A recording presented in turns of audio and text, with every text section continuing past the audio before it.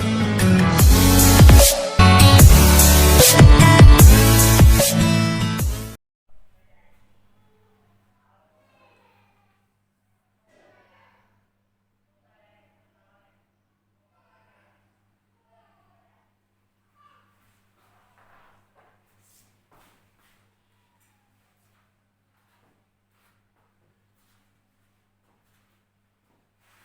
है दोस्तों आपका मेरे YouTube चैनल पे। और जैसा कि आपको पता है, मैंने आपको 9th क्लास में पूरा द फर्स्ट चैप्टर करवा दिया, 2.1 भी कंप्लीट करवा दी। अब मैं करवाने जा रहा हूं आपको 2.2। एनसीईआरटी में सीबीएसई और एचबीएसई दोनों का सिलेबस अच्छे से कवर होगा। Now first question, find the value of the polynomial. देखिए पॉलिनोमियल है, मैंने आपको पहले ही बता दिया था, आपको क्लियर है क्योंकि यहाँ इक्वल का निशान नहीं है, इसके लिए पॉलिनोमियल है, इक्वेशन नहीं है। अब मैं इसकी वैल्यू निकालना चाहता हूँ x इज इक्वल टू 0 पर। इसको मैं कुछ मान लेता हूँ, p of x is equal to 5x minus 4x square plus 3। यहाँ पर आप 0 फिल कर देंगे, इस x की वैल्यू क्या फिल कर देंगे 0, क्या आ जाएगा आपके सामने 0 माइनस 4, 0 का स्क्वायर प्लस 3। यहाँ आ जाएगा आपका 0 माइनस 4, ये 0 का स्क्वायर होता है 0 प्लस 3। ये देखिए इसका आंसर कितना आया 3। Now p of 0 is equal to 3। अब मैं निकालना चाहता हूं -1 पे। अगेन इसकी वैल्यू, ये हमारा फर्स्ट पार्ट था, हमारा सेकंड पार्ट ये आ जाएगा जी p ऑफ -1। हम x की जगह -1 पुट कर देंगे, यहां जाएगा 5 -1 -4 -1 का स्क्वायर प्लस 3। ये आ जाएगा यहाँ पे -5 -4 -1 का स्क्वायर होता है +1। देखिए -1 मल्टीप्लाई -1 माइनस माइनस प्लस 1 1 जा 1, तो ये आंसर आ गया इसका 1। ओके, प्लस 3, ये आंसर आ गया -5 -4 प्लस 3, हो जाएगा -9 प्लस 3 इज इक्वल टू -6। ये इसकी वैल्यू आ गई। तो प्यारे बच्चों, इसका एक पार्ट है, second part x is equal to 2। ये मैंने आपके लिए छोड़ दिया है, आप स्वयं कर लें।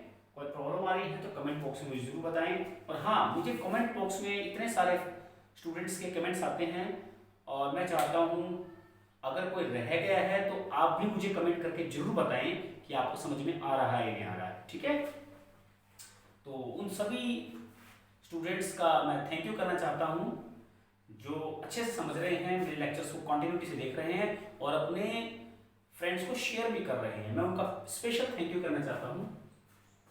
तो मेरा नेक्स्ट क्वेश्चन है, find p of 0, p of 1, p of 2 for the polynomial. ठीक है, ये एक पॉलिनोमियल है, ठीक है, और यहाँ मुझे p ऑफ 0 की वैल्यू निकालनी है। मैं डायरेक्ट यहाँ 0 रखूंगा, ठीक है, यहाँ आ जाएगा 2 प्लस 0 प्लस 2, 0 का स्क्वायर माइनस 0 का square is equal to, question में यहां क्यूब है, क्यूब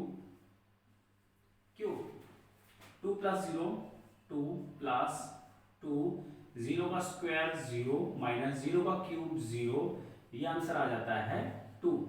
नाउ p ऑफ 0 की वैल्यू आ गई 2।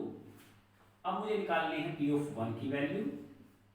p ऑफ 1 निकालने के लिए यहां रखेंगे 2 प्लस 1 प्लस 2t स्क्वायर, यहाँ t की जगह आ जाएगा 1 स्क्वायर माइनस 1 का क्यूब, आ जाएगा 2 प्लस 1 प्लस 2, 1 का square 1 into 1 is equal to 1, यह आ जाएगा 1 का क्यूब इसी प्रकार से बना जाएगा, ये आ जाएगा 3 प्लस 2 माइनस 1, ये आ जाएगा 3 प्लस 1 इज इक्वल टू 4।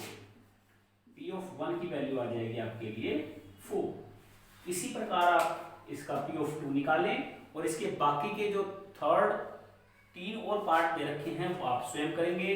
अगर आपको कोई प्रॉब्लम आ रही है तो आप मुझसे पूछ सकते हैं। अब मैं आपको करवाने जा रहा हूं क्वेश्चन नंबर 3। बहुत ही आसान क्वेश्चन है आपके लिए, इजीली आप इसको समझ पाएंगे। और प्यारे बच्चों, जो भी मेरे से जुड़ा रहेगा उसको बड़ा फायदा होने वाला है, क्योंकि मैं आगे कंपटीशन की तैयारी भी करवाऊंगा, एसएससी की भी तैयारी करवाऊंगा, बैंक पीओ के अंदर भी मैथमेटिक्स कैसे काम आता है वो तैयारी करवाऊंगा। जहां भी किसी भी एग्जाम आपके होने वाले हैं, किसी भी लेवल पे एग्जाम होने वाले हैं मैथमेटिक्स के, इवन जो एचटेट के एग्जाम होने वाले हैं आने वाले समय में, या कोई भी पटवारी का एग्जाम होने वाला है, ग्राम सचिव का एग्जाम होने वाला है, टीचिंग से रिलेटेड, नॉन टीचिंग से रिलेटेड, मैथमेटिक्स से जितने भी एग्जाम होंगे, मैं कॉमन मेरा स्पेशल ट्यूटोरियल रखूंगा जिसके अंदर मैं आपको सारी तैयारियां करवाऊंगा अभी से ही, ताकि जब तक आप 12th या अपनी ग्रेजुएशन पूरी करते हैं आप इतने प्रिपेयर हो जाएंगे, आपको अच्छे से सारा समझ में आने लग जाएगा, और आप कम से कम मैथमेटिक्स के अंदर तो कोई कोचिंग की आवश्यकता आपको नहीं पड़ेगी कभी भी। तो मैं अब करवाने जा रहा हूं आपको, मैं अपना 1/3। इसने पूछा है verify whether the following are zeros of the polynomial, indicate against them. इसने पूछा है वेरीफाई करना है ये इसकी जीरो है या नहीं। इसकी जीरो होने के लिए इसको क्या होना चाहिए, इसको सेटिस्फाई करना चाहिए। सेटिस्फाई करवा के देख लेते हैं। ये हमारा थर्ड का फर्स्ट पार्ट है, ये -1/3 हम रखेंगे, ये 3 ये आ जाएगा -1/3 प्लस 1, ये इससे कैंसिल हो जाएगा, ये आ जाएगा -1 प्लस 1 और ये 0, और ये 0 आने के कारण करेंगे यस। वेरीफाई पूछा था इसने, the following are the zeros of, yes it is a, yes it is a zero of given polynomial. Okay, now इसका सेकंड पार्ट, बहुत आसान क्वेश्चन है। P of x is equal to 5x minus pi, ठीक है, x is equal to 4/5। बहुत आसान है, verify करना है, इसका जीरो है नहीं, वैल्यू पुट कर देंगे इसके अंदर। अगर जीरो तब होता है, ये जीरो तब होता है जब आंसर मेरा जीरो आ जाए, ये आ जाएगा 4/5, 5 यहां आ जाएगा 4/5 माइनस पाई, ठीक है, ये इससे कैंसिल आउट, 4 माइनस पाई, ये तो जीरो के इक्वल नहीं होता, ये तो होता है 22/7, ये होता है 4 माइनस होकर ये जीरो कभी भी नहीं आएगा, तो नो,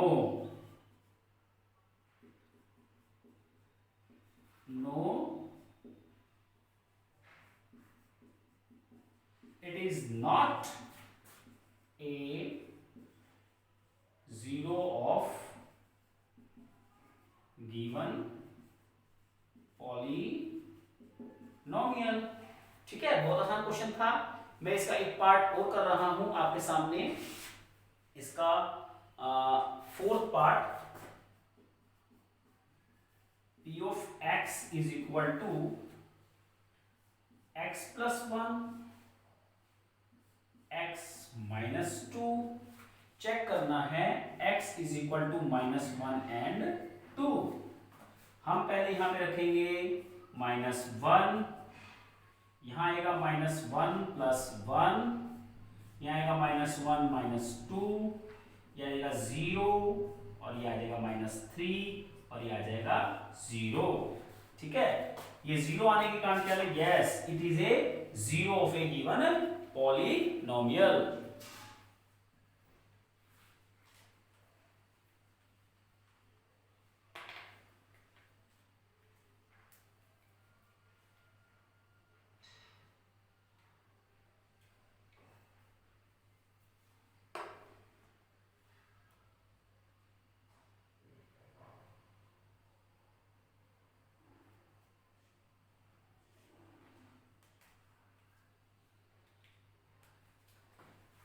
प्रकार से हमने x इक्वल टू -1 के लिए चेक किया था, उसी प्रकार हम 2 के लिए चेक कर देंगे। इसका हम 2 रखेंगे यहाँ पर, ये आ जाएगा 2 + 1, फिर आएगा 2 - 2। ओके, यहाँ पे पहले 2 रखा, 2 रखा और 2 रखा। ये देखिए, ये आ जाएगा 3, ये आ जाएगा 0, ये again 0। Yes, it is a 0 of a given polynomial, यानी कि yes x equal to 2 is a 0 of polynomial. ठीक है, अब हम इसमें करने जा रहे हैं इसका 6th पार्ट। बहुत आसान क्वेश्चन है, आपको इजीली क्लियर हो जाएगा। lx plus m x is equal to -m/l। बहुत आसान क्वेश्चन है, यहां रखेंगे आप -m/l, यहां जाएगा -k/m/l प्लस m। इस l से ये l cancel out, -m plus m 0, तो हमारा -m/l कितना आ गया? 0। इसका मतलब yes x is equal to m/l is a 0। Okay, बहुत आसान क्वेश्चन था। हम करने जा रहे हैं एक और question. p of x is equal to 3x² - 1, और ये आ गया x इज इक्वल टू -1/√3। एक और है इसके अंदर पार्ट 2/√3। हम दोनों ही करेंगे 1/1। पहले हम x को -1/√3 लेंगे, फिर x को 2/√3 लेंगे। तो यहां आ जाएगा -1/√3, तो आ जाएगा 3 - 1/√3 का स्क्वायर -1। ठीक है, और फिर इज इक्वल टू, ये देखिए आ जाएगा 3 -1 को 2 बार मल्टीप्लाई करेंगे, प्लस 1 का स्क्वायर 1, √3 का स्क्वायर होता है 3। देखिए ऐसे 1/√3 का हमने स्क्वायर करना था, -1/√3 -1/√3, माइनस से माइनस कैंसिल हो जाएगा 1, ये आ जाएगा √3 का स्क्वायर, और ये स्क्वायर इससे कट जाएगा, 1/3 बचेगा, -1, 3 से 3 कैंसिल, 1 - 1 इज इक्वल टू 0। ठीक है, अब हम करने जा रहे हैं 2/√3, 2/√3, यहां जाएगा 3, 2/√3 का स्क्वायर -1 इज इक्वल टू, ये आ जाएगा 3, ये आ जाएगा 2 का स्क्वायर 4, √3 का स्क्वायर होता है 3 - 1, ये इससे कैंसिल, 4 - 1 इज इक्वल टू 3। देखिए x इज इक्वल टू -1/√3, तो इसकी 0 है, बट ये 0 नहीं है, ये 0 नहीं है, 2/√3 इसकी 0 नहीं है। अब हम करने जा रहे हैं हमारा 4th क्वेश्चन। आशा है आपको समझ में आ गया होगा, बहुत इजी था ये क्वेश्चन। तो अब हम करने जा रहे हैं इसका 4th पार्ट। बहुत ही आसान क्वेश्चन, आपको इजीली क्लियर हो जा रहा है।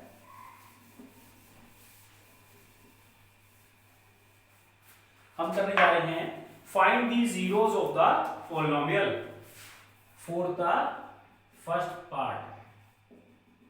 Find the zero.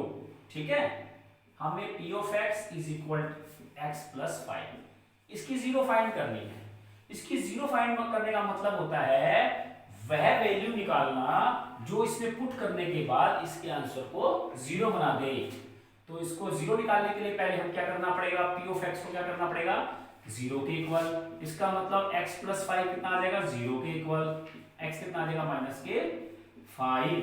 ठीक है, वेरीफाई करके देख लीजिए ये इसकी 0 है या नहीं। -5 इसमें करके देख लीजिए, यहां जैसे ही -5 रखेंगे, -5 + 5 बन जाएगा 0, ये इसकी 0 आ गई।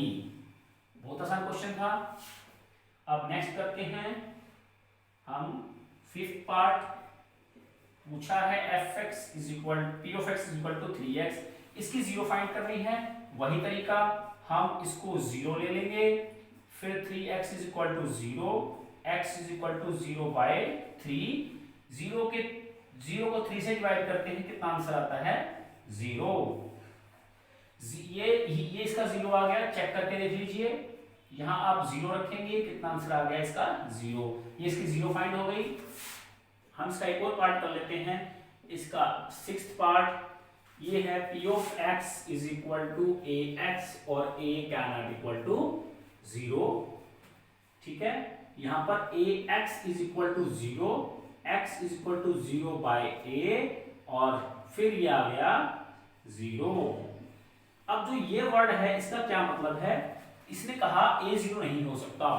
मान लीजिए अगर a0 हो है तो ये अगर 0 हो जाए, मान लो ये ना दे रखा होता तो a0 होता।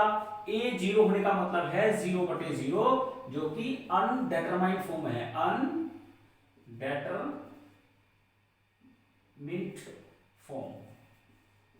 अनडेटरमाइंड फॉर्म है। ठीक है, और इसको हम सीखेंगे हमारी अगली कक्षा के अंदर, अभी इसकी जरूरत नहीं है क्योंकि नीचे डिनोमिनेटर को 0 कभी भी नहीं होना चाहिए। देखो यहां पर भी ये 0 नहीं है। ठीक है, देखिए इसका बड़ा महत्वपूर्ण रोल है। मैं आपको एक छोटा सा ट्यूटोरियल बताऊंगा अभी मेरे इस वीडियो के लास्ट के अंदर, इसके बारे में मैं आपको एक बहुत ही महत्वपूर्ण बात बताऊंगा जो कॉम्पिटिशन्स के अंदर आपको बड़ी काम आने वाली है, लेकिन मेरे वीडियो के एंड में आप देखते रहिए इस पूरी वीडियो को। अब मैं करवाने जा रहा हूं मेरा 7th part, p of x is equal to cx plus d।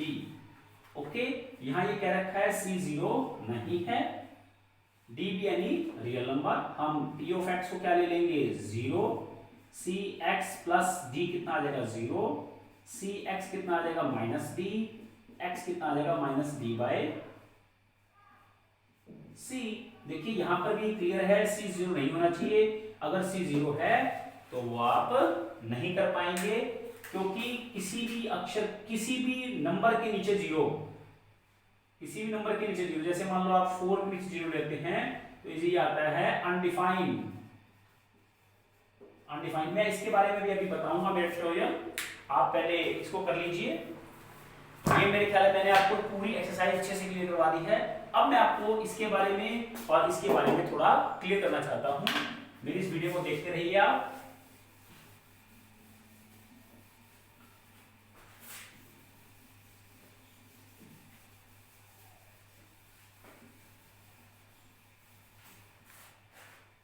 मैं आपको सिखाने जा रहा हूं, देखिए 4x इज इक्वल टू 0। बच्चे सोचते हैं कि मैं 4 को नीचे ले गया, आप x को नीचे ले जा सकते हो। देखिए x को नीचे ले गया, ये कितना आ गया 0, 4 is equal to 0 which is not possible, 4 is equal to 0 which is not possible. इसका मतलब ये मेथड रॉन्ग है। एक बच्चा सोचता है 4x is equal to 0, x is equal to 0 by 4, x is equal to 0। अब ये ठीक है, ये ठीक है, हमें पता कैसे लगे। एक्चुअली इसको करने का क्या तरीका होता है, नीचे वही जाती है चीज जिसके बारे में हम कंफर्म हो कि वो 0 नहीं है। देखो यहाँ x को नीचे नहीं ले गए, x मुझे पता तो नहीं है 0 है या नहीं, 0 है या नहीं इसका मैं कंफर्म नहीं हूं, इसलिए x को नीचे नहीं ले जा सकते। लेकिन ये मुझे पता है 4 का मेरा कंफर्म है कि 0 नहीं होता, इसलिए मैं 4 को नीचे ले गया और समथिंग ओवर 0 ओवर समथिंग हमारा क्या होता है 0। इसका एक और तरीका है जो बहुत अच्छा मेथड है समझने के लिए, 4x इज इक्वल टू 0। देखिए दो चीजों की मल्टीप्लाई क्या हो रही है 0, यानी कि दो नंबर्स की मल्टीप्लाई 0 होने का मतलब क्या, उनमें से कोई एक तो पक्का 0 मिलेगा, या तो पहले वाला मिलेगा या दूसरे वाला मिलेगा। आप दुनिया में ऐसा कोई भी दो नंबर नहीं बता सकते जिनको जो खुद 0 नहीं है मल्टीप्लाई करके 0 आ जाए। ठीक है, दोनों की मल्टीप्लाई 0 तभी हो सकती है जब उनमें से या तो कोई एक 0 हो या दोनों 0 हो। ठीक है, तो मुझे कंफर्म पता है कि 4 तो 0 है नहीं, इसका मतलब x को 0 होना पड़ेगा।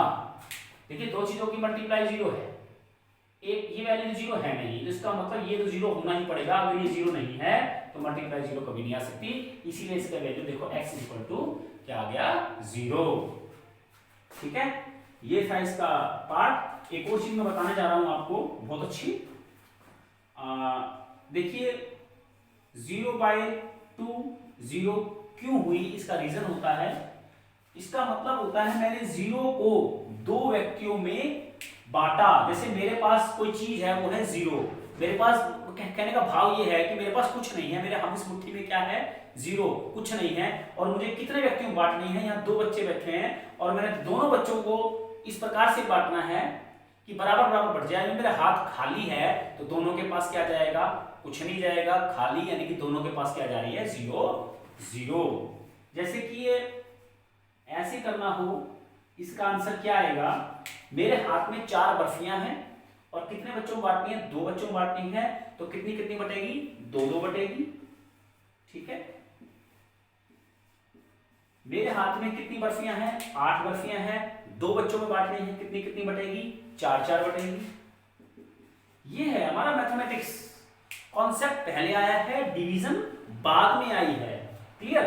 अब इसके साथ में एक बात और बताना चाहता हूं आपको। देखिए ये मान लो 3 है, 3/0 कितना होता है। कुछ बच्चे सोच रहे होंगे इनफाइनाइट होता है, रॉन्ग। कुछ टीचर भी ऐसा सोचते हैं ये तो इनफाइनाइट होता है, जो कि रॉन्ग है, ये इनफाइनाइट नहीं होता। ठीक है, ये टोटली रॉन्ग है। तो क्या होता है उसके बारे में हम डिस्कस करेंगे आज। ठीक है, ये आ गया 3/0 के बारे में चेक करना है। ठीक है, इसका मतलब क्या है, 3 बर्फियां कितने व्यक्तियों बांटनी है, 0, किसी बांटनी नहीं है, तो कितनी कितनी बटेगी। जब कोई व्यक्ति है ही नहीं जिसको हमें बर्फियां देनी है तो बटेंगी भी नहीं।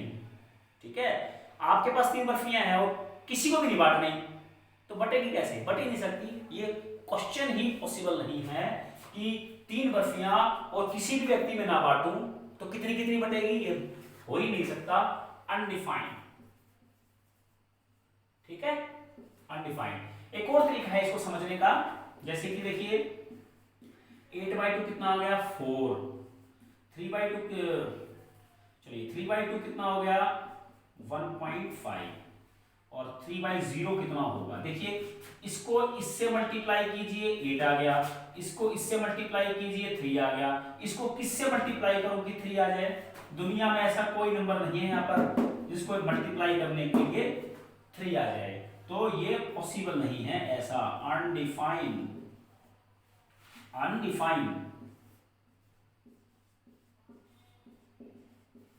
ठीक है, दुनिया में ऐसा कोई नंबर नहीं है जिसको 0 से मल्टीप्लाई करने के बाद आंसर 3 आ जाए। तो किसी नॉन जीरो के नीचे 0 आने का मतलब है अनडिफाइंड नंबर। अगर कोई ऐसा सोचता है कि इन्फिनिटी होता है तो बिल्कुल रॉन्ग है। ये मैंने कॉन्सेप्ट आपको क्लियर कर दिया। आप इस कॉन्सेप्ट को 2 या 3 बार जरूर देखें, वरना ये कॉन्सेप्ट आपको अच्छे समझ में नहीं आएगा। अगर फिर भी कोई दिक्कत आ रही है या किसी टीचर को, मैं बताना चाहता हूं, अगर किसी कोई अध्यापक को कोई प्रॉब्लम है, इस कॉन्सेप्ट के बारे में मुझसे डिस्कस करना है, मुझे कुछ बात पूछनी है, कोई टीचर हो चाहे कोई स्टूडेंट है, आप मुझसे डिस्कस कर सकते हैं इसके बारे में। कमेंट बॉक्स में मुझे जरूर बताएं कि अगर आपको यहाँ पे कोई प्रॉब्लम है या कोई आपत्ति है। ठीक है, धन्यवाद। तो मैंने आपको 2.2 करवा दी है, तो आशा करता हूँ आपका दिन शुभ होगा। Keep smiling.